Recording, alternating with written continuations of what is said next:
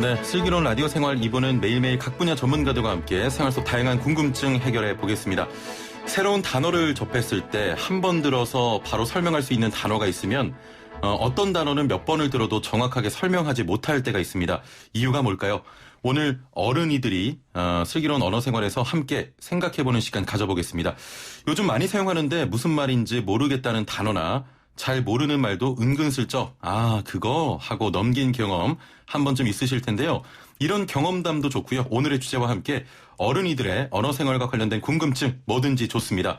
우물정 0945 샵 0945 단문 50원 장문 100원의 정보 이용료가 있는 문자 메시지로 보내셔도 되고요. 스마트폰 사용하시는 분들은 YTN 라디오 애플리케이션 활용하시면 댓글로 함께 참여하실 수 있습니다. 자, 그럼 오늘 함께 이야기 나눌 분 모셔보죠. 고려대 국어국문학과 신지영 교수님과 함께합니다. 안녕하세요. 안녕하세요. 네, 오늘로 어느덧 세 번째 시간인데요. 늘 두려운 시간입니다. 안 두렵게 해드리기로 했고요. 저는 그냥 질문을 통해서 한번 같이 생각을 해보자 그랬는데 아마 좀 제가 공격적으로 그런 건 아닌데. 그건 아니죠? 그런 건 아닙니다. 네. 근데 뭔가 이렇게 온화한 미소 뒤에 숨어있는 그 무서운 훈장 선생님 그래요? 같은. 제가 제일 싫어하는 이미지인데요. 죄송합니다. 자, 그래도 굉장히 유익한 시간이고 또 많은 애청자분들이 사랑하는 그런 코너이기 때문에 오늘도 한번 재밌게 이야기 나눠보죠. 네. 너무 많은 이야기를 그동안 하다 보니까 마지막에 늘 급하게 그렇죠. 좀 끝냈던 것 같아요. 네. 지난 시간에 그 라면 2개를 섞어 만든 영화에서 나왔던 그 음식의 이름이 정답이 짜파구리였는데요. 네. 이게 참 신기합니다. 번역자가 영어권 사람들의 이해를 돕기 위해서 람동인가요? 네, 람돈. 네. 람돈, 이라는 말을 만들었지만 정작 사용하는 사람들은 짜파구리. 그렇게 하는 게 오히려 유행을 따라간다 이렇게 영어권 사람들이 생각을 해가지고요. 람돈보다는 이제 짜파구리를 쓰는 사람들이 훨씬 더 유행을 만드는 사람. 외국에서도. 네, 외국에서도, 영어권에서도요. 이번에 코로나로 관련해가지고 한국에 대한 이미지가 굉장히 좋아지면서. 그렇습니다. 또 그리고 기생충에 대한 이미지도 굉장히 좋았기 때문에 한국 문화에 대해서 굉장한 열광을 가지고 있어요. 물론 방탄소년단도 큰 몫을 했죠. 그렇습니다. 네. 또 제가 축구 팬으로서 손흥민도 그 역할을 했고요. 맞습니다. 지금 달고나 커피도 발음 그대로 사용하고 맞습니다. 있더라고요. 뭐 달고나 커피 이럽니까? 네, 달고나라고 이제 그 영어로 철자를 갖다가 로마자로 달고나 이렇게 그 한국어를 갖다 그대로 로마자로 쓴 그렇게 해가지고 이제 달고나 커피 이렇게 유행이 되면서 그게 이제 왜 그런 거 있잖아요. 틱톡 같은데 굉장히 많이 유행을 했대요. 그렇군요. 그리고 이제 트위터 같은데 굉장히 많이 유행을 해가지고 사람들이 달고나 커피를 이제 뭐 레시피를 막 만들어가지고 조리법을 막 서로 공유를 하고 그렇게 하다가 이제 달고나 커피에 달고나가 뭐냐 이런 논쟁이 막 또 트위터를 통해서 참 신기합니다. 그랬다는 거죠. 굉장히 신기한 게 우리는 영어를 사용하고요. 맞습니다. 영어권 사람들은 우리말을 사용하고 과거에는 이런 일이 사실 흔치는 않았던 것 같은데 이거를 어떻게 받아들여야 될까요? 그만큼 이제 원래 언어라는 게 문화와 같이 가게 되어 있잖아요. 그럼요. 뭐 제품을 뭐 굉장히 유행을 시켰다 그러면 제품의 이름도 이름하고 이제 같이 제품이 이름과 같이 가니까요. 그러니까 문화에 대한 동경 그게 이제 언어와 같이 가게 되어 있는 거죠. 서로 문화에 대한 동경이 그렇죠. 언어에 같이 포함됐다. 그렇죠. 그리고 내가 모르는 말을 하면 뭔가 새롭고 뭐 신선하고 뭔가 있어 보이고 어려우니까요. 그래서 이제 보통 말을 통해서 주목을 받게 하는 방법이 새롭거나 강하거나 어렵거나 이렇게 되는 거죠. 또 그런 말을 사용하지 않으면 왠지 모르게 유행에 뒤처지는 사람 같고. 유행에 뒤처지는 사람 같고요. 알겠습니다. 미리 교수님께 좀 기분 좋으시라고 문자 하나 소개해드리면 4203번님 교수님의 특유의 목소리와 특유의 느낌이 너무 멋집니다. 최고예요. 감사합니다. 충분히 도움됩니다. 감사합니다. 응원해 주셔서 진심으로 감사합니다. 기분을 미리 풀어드렸기 때문에 오늘 좀 살살 부탁드리겠습니다. 제가 방송 초보자라. 아닙니다. 자, 오늘 내용 본격적으로 한번 살펴보죠. 교수님의 질문 보따리를 기다리는 우리 애청자분들이 많으실 것 같은데 오늘 어떤 질문을 가지고 오셨나요? 오늘은 첫 번째 질문부터 들어가겠습니다. 감염병이라고 얘기하잖아요. 전염병이라는 말도 들어봤죠? 그럼요. 근데 전염병, 감염병, 전염과 감염? 같은 말일까요? 다른 말일까요? 다른 말 같은데요. 다른 말이니까 예. 다른 이름이 있겠죠, 그죠? 예. 네, 어떻게 다를까요? 감염병은 네. 감염병이고 그렇죠. 전염병은 전염병이고 그렇죠. 전염병이 뭔가 이렇게 퍼지는 병이 아닐까요? 감염병은 안 퍼지는.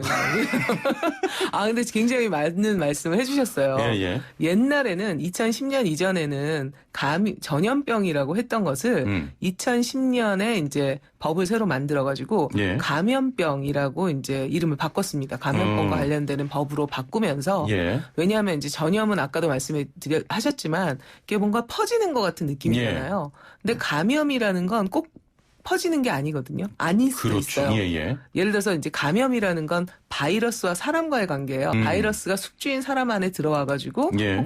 뭐 사람일 필요는 없지만 어쨌든 숙주에 들어와가지고 바이러스, 뭐 세균 이런 것들이 병의 원인이 돼가지고 병을 만드는 거. 그리고 그것들이 또 다시 다른 숙주를 찾아서 가는 거. 그렇죠. 이렇게 다른 숙주를 찾아서 계속 전파되는 거.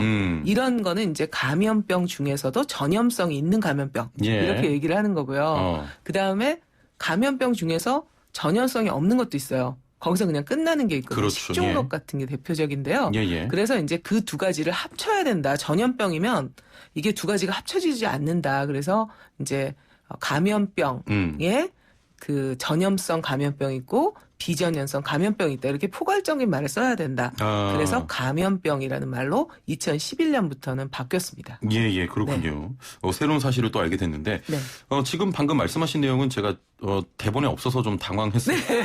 그래서 당황하라고 말씀을 드렸어요. 이렇게 또 바로 바꾸시는군요. 자, 그러면 이제 다른 질문을 진짜 예. 대본에 있는 질문을 이거는 가볼까요? 대본에 있는 것 같은데. 네네. 예. 이거는 우리 최 선생님뿐만 아니라 예. 모든 청취자들께 같이 드리는 질문인데요. 코로나19 관련해가지고 새로운 단어 아까 많이 등장했다고 그랬잖아요. 그렇죠. 원래 안 들렸던 단어들이 굉장히 많이 들린다. 예. 어떤 단어들이 주목됐었나요? 방금 말씀하셨던 뭐 달고나 커피도 있고요. 네. 뭐 팬데믹, 네. 뭐 네. 음악 병실, 네. 뭐 이런 것들 아닙니까? 그러니까 근데 이게 친숙하세요? 아니요.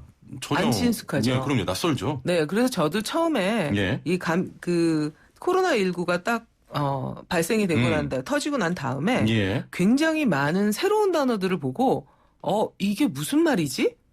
근데 그것도 보도를 통해서 들었는데 무슨 말이지? 예. 이건 좀 문제가 있지 않을까? 왜냐하면 재난보도라는 게 지난번에 그래서 우리가 침방울 얘기를 했었잖아요. 비말을 침방울로. 그렇죠. 예. 우리 그 방송 덕분인지 굉장히 많은 사람들이 그 이후에 침방울로 바꿔서 이야기를 하고 있더라고요. 저희가 또 선도적인 역할을 했군요. 그런 것 같죠? 네. 그렇게 믿고 싶습니다. 예. 네. 침방울로 바꾸니까 아무것도 아닌 침방울. 이러니까 우리가 이거 아무것도 아닌 말이었잖아. 그러면서 훨씬 친근하게. 그렇습니다. 침방울로 이게 감염이 되는구나. 예. 그러니까 침방울을 조심해야겠구나. 이런 게 확 오는데 이거를 비말 이러니까 어렵죠. 너무 어렵죠. 예. 꼭 그렇게 어려운 말을 써야 할까? 특히 우리가 보도라는 건 정보를 전달해 주는 거잖아요. 정보를 전달받는 사람들은 일반적인 사람들이잖아요. 예. 전문가가 아니죠. 그렇습니다. 그러니까 전문가랑 이야기할 때와 일반인과 이야기할 때는 꼭 같은 말을 쓸 필요는 없는 거잖아요. 예. 네, 우리가 전문가가 되려고 공부하는 게 아니니까요. 그렇습니다. 네. 다시 말씀드립니다만 비말이란 단어보다는 침방울로 표현해 주시는 게 더 좋겠습니다. 네, 그래서 초반기에는 그것뿐만 아니라요. 비말 핵 이런 말도 있었어요. 그건 뭐예요? 비말 핵이요? 네. 예. 그러니까 비말도 어려운데 핵까지 있어요. 그리고 에어로졸 이런 에어로졸 감염 막 이런 거 기억나시죠? 예, 그렇습니다. 지금은 거의 안 쓰는 얘기지만 그러면서 또 비진 이런 말이 나왔어요. 비말도 어려운데 비진. 예. 네. 이건 또 뭐지? 뭐 그다음에 에크모 치료 이런 말도 나왔죠. 예. 음악병동 이런 말도 나왔죠. 예. 그다음에 의사 환자 이런 말이 나왔었어요. 뭐 의사야 환자야 이런 말이 이상하죠. 예. 그다음에 에피데믹, 팬데믹, 엔데믹 뭐 최근에는 엔데믹까지요. 예. 그다음에 코호트 격리. 네, 그런 얘기도 처음에 막 나왔었죠. 그렇습니다. 뭐 기저질환 이런 말도 나와서 굉장히 어려웠고 드라이브 스루, 뭐 워크 스루 이런 말까지 나와가지고 뭔가 되게 이 영어에 익숙하지 않은 사람들은 막 긴장하고 막 그런 느낌을 그렇죠. 받게 되는 그런 일들이 많이 벌어졌어요. 그렇지 않았나요? 그렇습니다. 저 같은 경우에도 또 방송을 해야 되기 때문에 뭐 코호트 격리, 음압 병실, 뭐 의사 환자, 뭐 선별 진료소 이런 단어 들으면 모르면 안 되잖아요. 그렇죠. 그래서 더 왜 굳이 이렇게 어려운 단어를 써가면서 방송을 해야 되나. 저도 더 공부하게 되고 전달하기가 더 어렵더라고요. 그렇죠. 자, 오늘은 코로나19 이후에 자주 듣게 되거나 사용하게 된 단어 문자 댓글로 한번 받아보겠습니다. 단문 50원, 장문 100원의 정보 이용료가 있는 샵 0945, 우물정 0945번으로 보내주시면 되겠습니다. 애플리케이션 채팅창도 열려 있는데요. 많은 분들께서 지금 보내주고 계신데요. 문자를. 코로나19 이후에 듣게 된 단어 5833은 확진자라고 하셨는데 확진자란 단어는 뭐 바꿔 말할 필요가 있을까요? 확진자하고 관련돼서 이야기를 한번 나눠볼게요. 의사 환자라는 말이 처음에는 나왔었어요. 아까 의사야 환자야 이렇게 얘기했는데 의사라는 게 이제 의심이 되는 환자를 얘기했죠. 그래서 환자는 아니지만 환자로 의심되는 사람. 이 사람은 이제 의사 환자라고 옛날에는 얘기를 했는데 사람들이 의사하고 음이 같으니까 의사 환자 그러기 되게 이상하잖아요. 의사인데 감염되는 사람인 줄 알았어요. 그렇죠. 그래서 이거는 좀 문제가 있다 해서 의사 환자라는 말을 쓸 필요가 없다 이건. 이건 한자 세대의 어떤 그 한자로 썼을 때는 이해가 되지만 이거는 우리가 한글로 글쓰기를 하고 있는데 이거 문제가 있지 않냐. 그래서 의심 환자로 바꿨어요. 그렇죠. 그러니까 너무 이해가 확 되잖아요. 그러니까 의심 환자였던 사람이 확진자가 될 수도 있고 아닐 수도 있는 거죠. 근데 이제 옛날이라고 하는 것은 굉장히 옛날이에요. 한 5, 60년 전. 그러니까 이 의사 환자라는 말이 이제 제가 쫙 찾아봤는데 의사 환자라는 말은 이제 진성 환자의 비가 돼요. 그래서 60년대부터 나오더라고요. 그런데 옛날에는 진성 환자라고 그랬어요. 의사 환자와 진성 환자. 둘 다 모르겠죠. 모르겠습니다. 그렇죠. 그거를 진성 환자라는 말을 그래서 확진자로 바꾼 거예요. 확진이 된 사람. 근데 이제 진성이라는 건 진짜란 뜻이죠. 그래서 진성 환자, 의사 환자를 의심 환자, 확진자 이렇게 바꾸니까 의사소통이 훨씬 더 편해진 거예요. 그렇군요. 그렇죠. 그렇게 우리가 말을 바꾼다는 게 단순한 일이 아니다. 정보를 공유할 수 있느냐 없느냐의 문제고 이거를 고민한다는 게 바로 굉장히 중요한 태도다.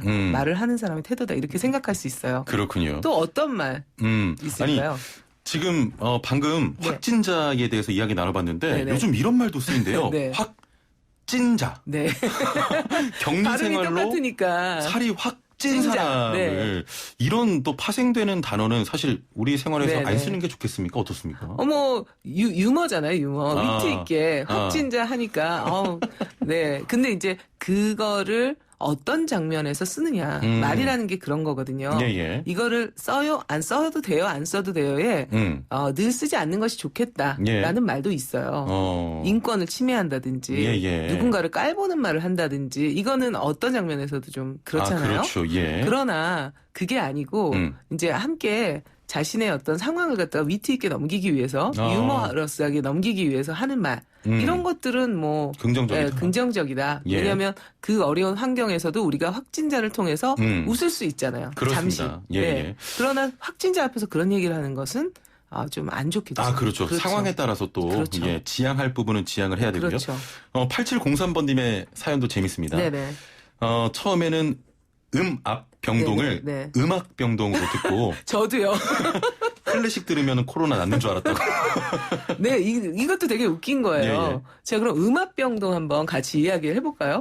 음압병동. 딱 떠오르는 말 뭐 있어요?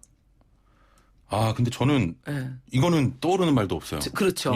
굉장히 안 쓸 만한 용어거든요. 제가 알기로는 뭔가 공기의 압력을 다르게 해서 맞습니다. 깨끗한 공기가 좀 아래로 들어오는 그런 병동을 말하는 걸로 알고 있는데 맞습니까? 그게 음압이 뭐냐면 음압이 뭐냐면 음이 음수할 때 음이에요. 압은 압력이에요. 음수 압력 그러니까 마이너스 압력을 가지고 있는 병실이란 뜻이에요. 그러니까 압력이 낮다는 건 뭐냐면 주변보다 압력이 낮으면 주변은 고기압이 되고 상대적으로 안쪽은 저기압이 되죠. 그러면 기류는 어디서 어디로 흐르죠? 고기압에서 저기압으로 흐르죠. 내려가죠. 그러니까 음압이니까 마이너스 압력이죠. 그러니까 밖에 있는 공기는 안으로 들어오지만 안에 있는 것은 어떻게 될까요? 밖으로 안 나가겠죠. 예, 예. 못 나가죠. 압력이 낮으니까. 그렇죠. 예. 그러니까 이제 감염병 사람들을 격리할 때 음압병동, 음압병실이 필요한 거예요. 왜냐하면 안에 있는 예. 공기가 밖으로 나가면 그렇죠. 예. 그래서 압력을 낮춘 병실을 만든 게 예. 음압병실이에요. 예. 그럼 음압병실의 반대말은 뭘까요? 양압병동? 맞습니다. 예. 양압병동, 양압병실이에요. 예. 그럼 양압이라는 건 뭐냐면 플러스 압력이니까 예. 안쪽은 압력이 높고 바깥에 비해서 그죠? 그렇죠. 바깥에는 보통 압력인데 안쪽은 압력이 높아졌으니까 바깥은 낮고 안쪽은 높은 거죠. 그러면 안에 있는 공기가 밖으로 빠지고 그렇죠. 밖에 있는 공기가 안으로 못 들어오는. 그렇죠. 예. 이런 병동이 사실 우리 일상적으로 잘 알고 있는 게 있어요. 예. 무균실이에요. 아. 무균실은 예. 밖에 있는 균이 들어오면 안 되잖아요. 그렇죠. 그러니까 안에 압력을 높여가지고 균이 못 들어오게 예. 이렇게 해서 그렇지만 안에 있는 거는 공기는 밖에 나가게 이렇게 만든 거죠. 그런데 그거는 양압병실 이러지 않잖아요. 그렇죠. 무균실. 그러죠. 그러니까 사실은 음압병실, 음압병동이라고 이야기하는 건 그 서비스를 제공하는 입장에서는 못 알아듣게 할 게 아니잖아요. 그러니까 그렇죠. 알아듣게 해줘야 되잖아요. 그럼 유균실로 부르는 건 좀 이상하지 않나요? 역시 대단한 순발력인데 그거보다는 알기 쉽게 하려면 그냥 특수 격리병실 혹은 감염병 격리병실 이렇게 하면 우리가 이게 원리를 알 필요는 없잖아요. 그렇죠. 사실은. 원리를 알 필요가 없으니까 무균실 그래서 우리가 무균실 균이 없는 곳이구나. 그러니까 백혈병 환자들이나 이런 사람들을 위해서 필요하네. 이렇게 되는 거겠죠. 그러니까 말을 어떻게 붙이느냐가 제공하는 사람의 입장에서 나는 아니까 너는 공부해서 알아야 돼. 너도. 이런 태도인지 아니면 내가 열심히 공부해서 잘 아니까 이걸 좀 더 쉽게 누구와 소통하기 위해서 표현을 해봐야 되겠다. 이렇게 얘기하면 모르겠다. 그러면 바꿔줘야겠다. 잘 알 수 있게. 이렇게 하는 태도. 이게 사실은 전문가가 가져야 될 진정한 태도가 아닌가. 그렇습니다. 지금 코로나19 이후에 의학적인 용어가 상당히 많이 나오면서 맞습니다. 우리 국민들이 그 용어의 뜻을 알기 위해 또 공부를 하고 있거든요. 그러니까요. 좀 쉬운 용어로 풀어주면 좋을 것 같아요. 1246번님. 팬데믹이란 말이 낯설고 생소한 말이었지만 코로나19 이후에 세계 공통으로 사용하는 말이 됐네요 하셨고 0607번님께서도 포스트 코로나라는 단어도 많이 쓰죠. 그냥 코로나19 이후라고 우리말로 쓰면 더 좋겠다 이런 의견 주셨네요. 맞습니다.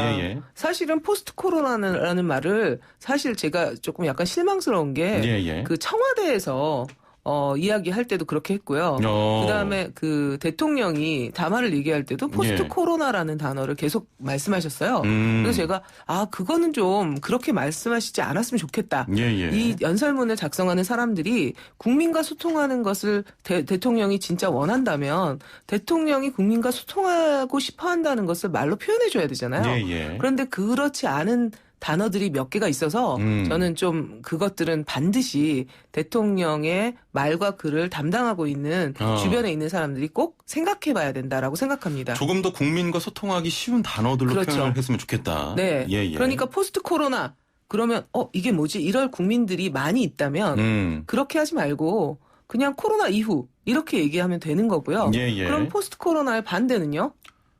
뭐 코로나19 이전 그런데 그 얘기는 안 하죠. 우리는 코로나 이전 이렇게 얘기할 수 있잖아요. 그런데 포스트 코로나의 반대말은 뭐지? 그러면 그것도 단어로 막 말해야 될 거 아니에요.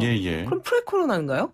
포스트의 반대말은 프레거든요. 그렇죠. 그러면 그렇게 우리가 영어의 접두사까지 막 알면서 일상을 얘기해야 될까요?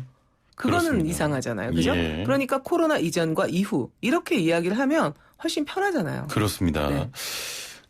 일단은 7181번님께서도 이거는 지금 결이 좀 다른 의견이십니다만 마스크 쓰고 들어오세요. 이 말도 코로나 이전에는 생각지도 못했던 말인데 지금은 어딜 가나 듣는 그런 이야기다라고 하셨고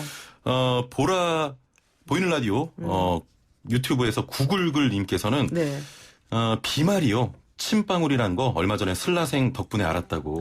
네네네 맞습니다. 침방울 부르기 운동 이런 걸 좀 해봐야 될 것 같아요. 우리가 알게 해주세요. 라는 거를 알 권리를 국민들이 적극적으로 시민들이 적극적으로 우리의 알 권리를 보장해라. 그리고 특히 이제 방송국이나 이런 곳, 특히 공영방송, YTN 같은 그런 곳은 반드시 그 생각을 해야 될 것 같아요. 예, 그렇습니다. 네. 6494번님께서도 비말 언커넥트 플랫폼 사업 뭐 이런 단어 말씀하셨고 네네네. 최근에는 데믹을 붙인다는 거 있잖아요. 인포데믹, 예, 뭐 팬데믹, 엔데믹, 뭐 에코데믹도 있고요. 에코데믹까지요. 이런 데믹을 붙인 단어도 굉장히 많아요. 그러니까 유행이다 그러면 이제 그걸 막 쓰고 싶은 거죠. 그래야지 뭔가 있어 보이니까. 그렇지만 이게 누가 쓰느냐가 굉장히 중요해요. 그리고 그것에 어떻게 반응하느냐도 굉장히 중요하다고 생각합니다. 뭐 돈을 벌고자 해서 뭔가 새말을 써서 돈을 벌어서 유행이야. 그러니까 돈이 될 거야. 이렇게 그런 태도로 말을 만들어서 쓰는 사람들은 쓸 수밖에 없겠죠. 그게 돈이 될 거라고 생각하니까. 하지만 현명한 소비자는 거기에 소위 놀아나지 않을 거 아니에요. 그렇죠. 그러니까 이제 현명한 소비자가 돼야 되겠죠. 그건 그렇지만 그걸 만드는 사람들을 우리가 비난할 수는 없어요. 우리가 다시 생각해봐야죠. 하지만 그게 아니고 이제 우리를 내가 이런 것도 알고 있어 라는 태도로 이야기하는 것이 아니라 국민들한테 시민들께 알려드려야 되고 그다음에 정확한 정보를 좀 제공해주고 싶다라면 그런 말보다는 훨씬 쉬운 말로 써야 되겠죠. 그건 아마 본인도 잘 모르거나 대안 표현을 고민해보지 않았거나 아니면 그냥 누군가가 얘기해준 대로 쓰거나 말하는 거 이거일 거다 이렇게 얘기를 할 수가 있습니다. 언론에서 이런 또 용어를 사용한다고 우리도 무분별하게 사용한 것은 아닌지 더 좋은 우리말이 있음에도 또 이런 어려운 단어를 사용한 것은 아닌지 이쯤에서 한번 고민해 보면 좋겠습니다. 오늘 말씀 여기까지 듣죠. 감사합니다. 감사합니다. 네, 고려대 국어국문학과 신지영 교수와 함께했습니다.